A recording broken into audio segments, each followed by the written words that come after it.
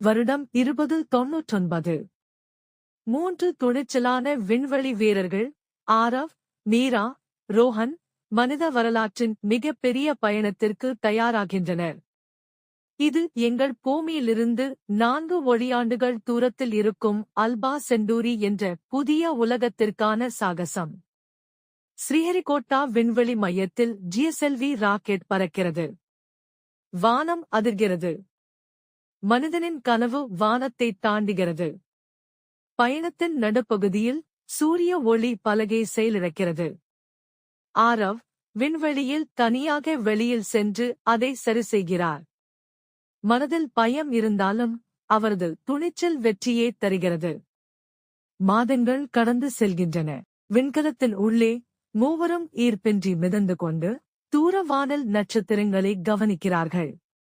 அவர்களின் மனம் ஒரே கனவுடன் இணைகிறது, புதிய உலகைக் காணும் கனவு. முடிவாக அவர்கள் தங்கள் இலக்கை காண்கிறார்கள், இரு சூரியன் ஒளிரும் ஒரு மர்மமான நீல பச்சை கோள். அதுதான் சென்டூரி பீபிரேன். விண்கலம் கண்ணாடி போல மினுமினுக்கும் நிலத்தில் இறங்குகிறது. அங்குள்ள மக்கள் வெளிச்சத்தால் ஆனவர்கள் போல தெரிகிறார்கள்.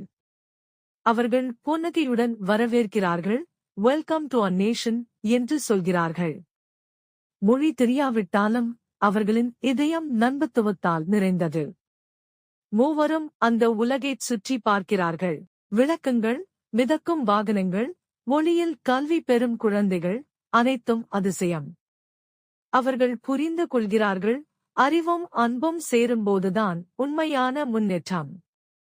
அந்த அற்புத உலகிலிருந்து திரும்பும்போது சென்டூரியர்கள் ஒளி அலைகளால் பூமியின் சின்னத்தை உருவாக்கி கை அசைக்கிறார்கள்.